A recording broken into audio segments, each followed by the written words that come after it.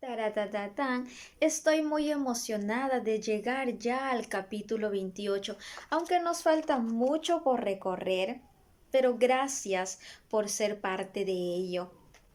Donde quiera que los siervos de Dios predicaban y las personas que entregaban su vida a Jesús empezaban un nuevo nacimiento, una nueva vida junto a Dios.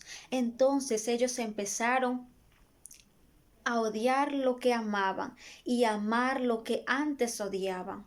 Es que esa es la ley de la vida. Deberíamos nosotros también desechar lo que no le agrada a Dios y seguir lo que a Él sí le gusta, lo que es su voluntad. El reavivamiento no solo es para los pecadores, sino también para aquellos personas que siguen o seguimos a Jesús.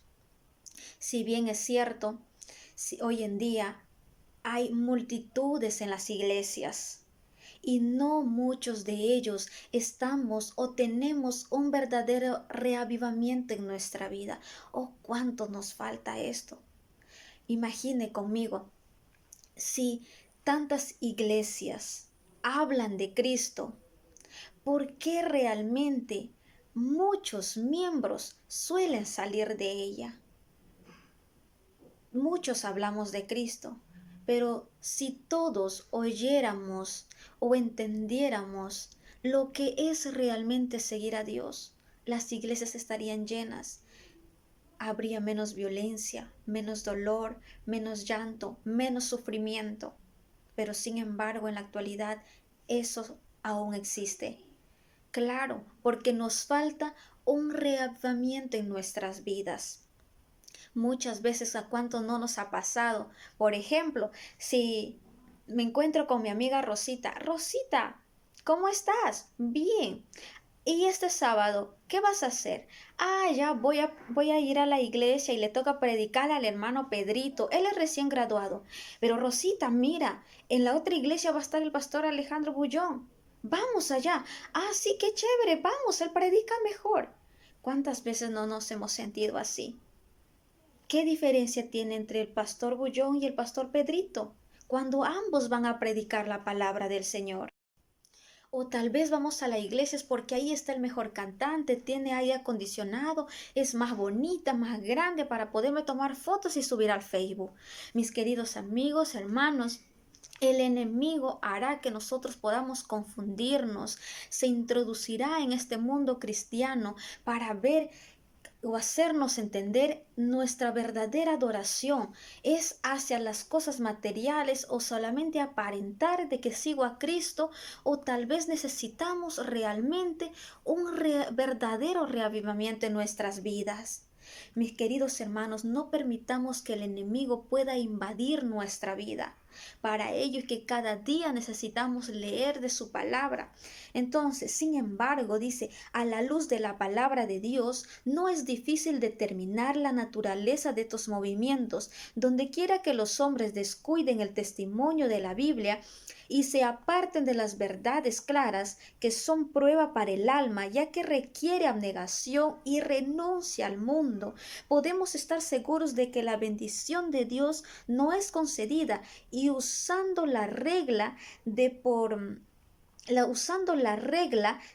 sus frutos los conoceréis. Es evidente que estos movimientos no son la obra del Espíritu de Dios. No solamente podamos aferrarnos a ellos, hay que tratar, poder identificar cuáles son las cosas de Dios y cuáles son las cosas del enemigo, lo que está haciendo, incluso dentro de la iglesia.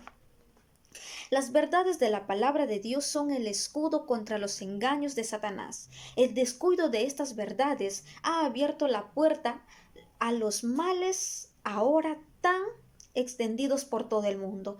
La importancia de la ley de Dios se ha perdido de vista en gran medida. Una falsa concepción de la ley divina ha conducido a errores con respecto a la conversión y la santificación, rebajando la norma de piedad. Aquí es donde ha de hallarse el secreto de la falta del Espíritu de Dios en los reavivamientos en nuestro tiempo.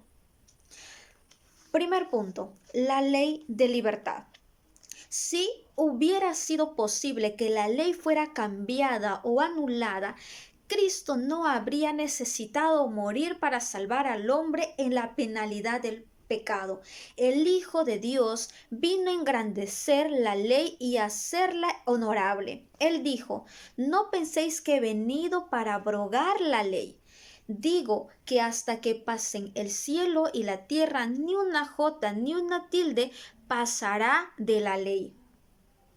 Con respecto a sí mismo, él declaró, el hacer tu voluntad, Dios mío, me ha agradado y tu ley está en medio de mi corazón.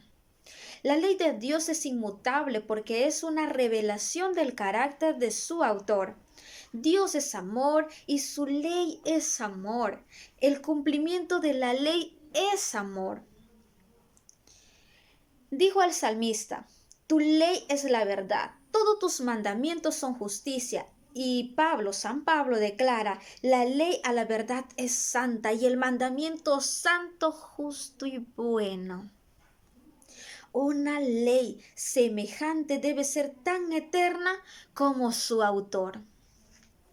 La obra de la conversión y la santificación consiste en reconciliar a los hombres con Dios, poniéndolos en armonía con los principios de la ley. En el principio, el hombre estaba en perfecto acuerdo con la ley de Dios, pero el pecado lo apartó de su Hacedor. Su corazón estaba en guerra con la ley de Dios. Los designios de la carne son enemistad contra Dios, porque no se sujetan a la ley de Dios ni tampoco pueden.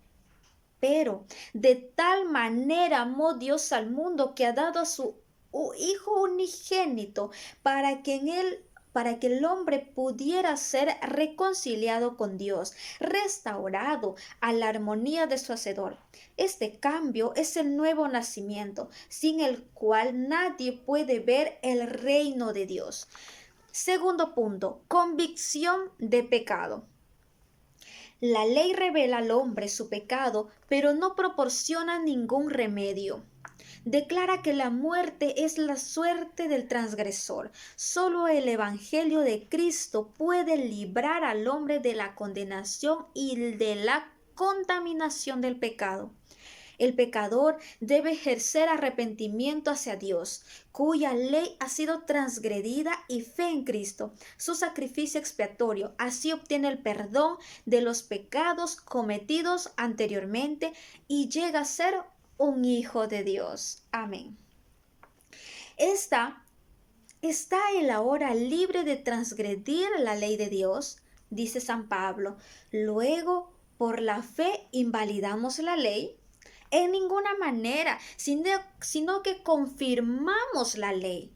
Los que hemos muerto al pecado, ¿cómo viviremos aún en él? San Juan también declara, este es el amor de Dios, que guardemos sus mandamientos, y sus mandamientos no son gravosos.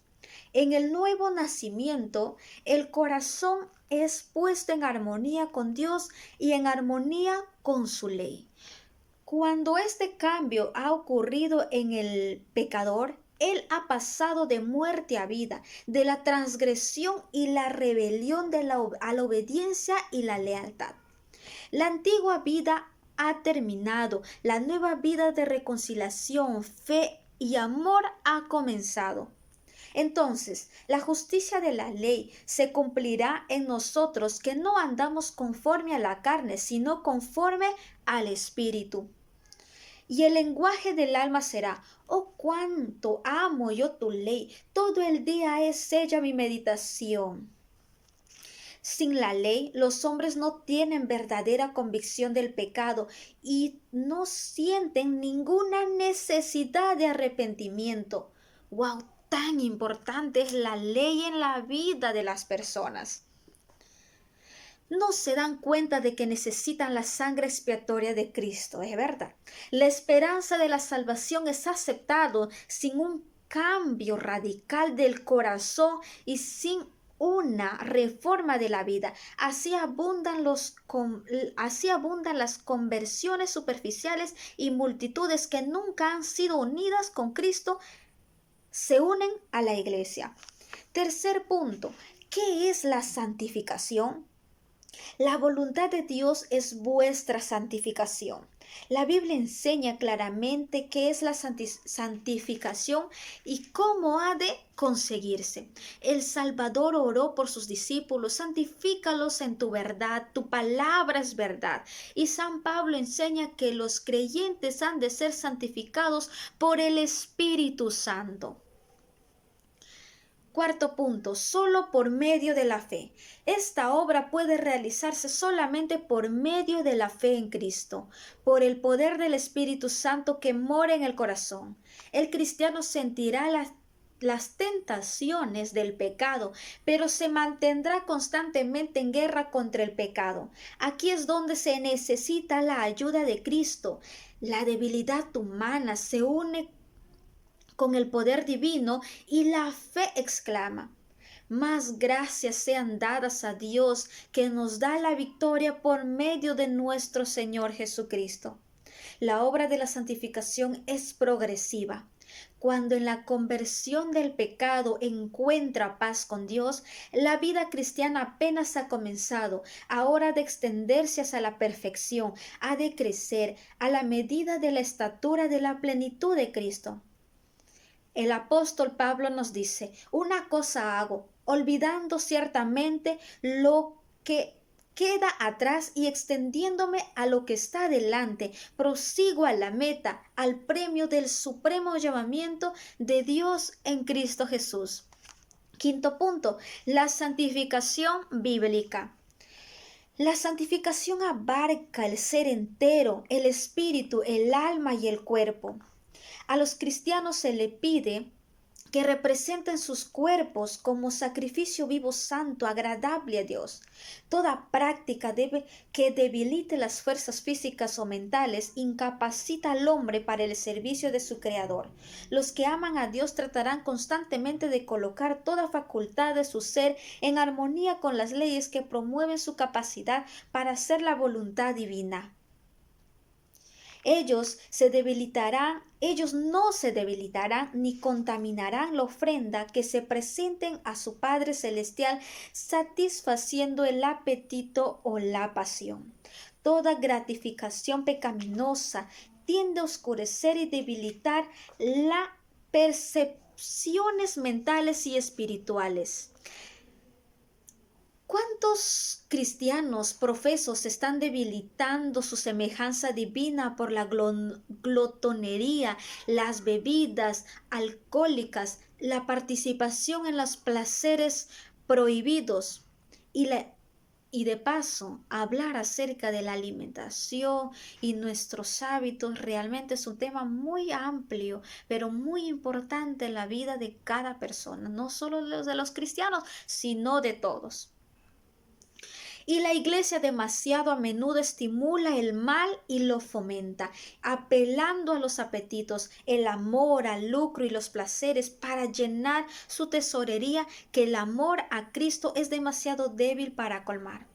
Si Jesús entrara en las iglesias de nuestros días y contemplara los festejos que allí se realizan en el nombre de la religión, ¿no echaría él a esos profanadores como arrojó el templo a los cambiadores de monedas? ¿O ignoráis que vuestro cuerpo es templo del Espíritu Santo, el cual está en vosotros, el cual tenéis de Dios, y que no sois vosotros? Porque habéis sido comprados con precio. Glorificad pues a Dios en vuestro cuerpo. La persona cuyo cuerpo es templo del Espíritu Santo no será esclavizada con un hábito pernicioso. Son facultades pertenecen a Cristo, sus posesiones son del Señor. ¿Cómo podría malgastar el capital que le ha sido confiado? Los cristianos profesos gastan anualmente una inmensa suma en satisfacciones perniciosas.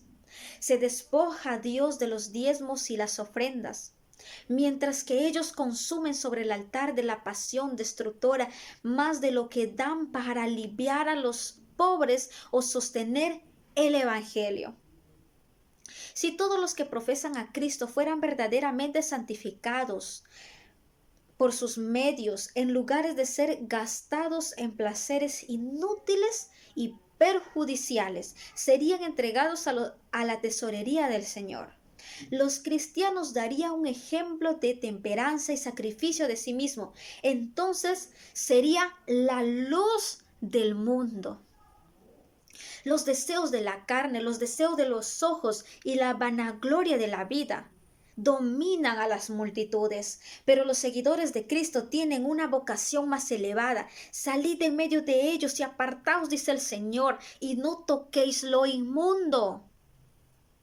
Para los que cumplen las condiciones, la promesa de Dios es: yo os recibiré y seré de vosotros por Padre, y vosotros me seréis hijos e hijas, dice el Señor Todopoderoso. Cada paso dado en la fe y la obediencia coloca al alma en más estrecha relación con la luz del mundo. Los brillantes rayos del sol de justicia brillan sobre los siervos de Dios, y ellos han de reflejar esos rayos. Las estrellas nos dicen que hay una luz en los cielos cuya gloria ha de brillar. Así también los cristianos manifiestan que hay un Dios sobre el trono cuyo carácter vale la pena alabar e imitar. La santidad de su carácter será manifiesta en sus testigos.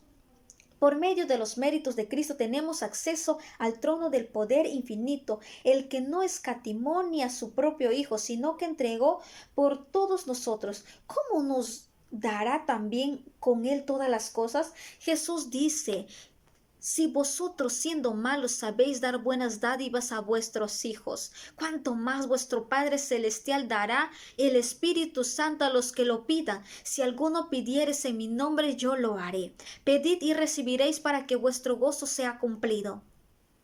Qué interesante. Cada uno tiene el privilegio de vivir de tal manera que Dios lo apruebe y lo bendiga. No es la voluntad de vuestro Padre Celestial que estemos continuamente bajo la condenación de las tinieblas. No existe evidencia de verdadera humildad de andar siempre con la cabeza gacha y el corazón lleno de pensamientos relativos al yo.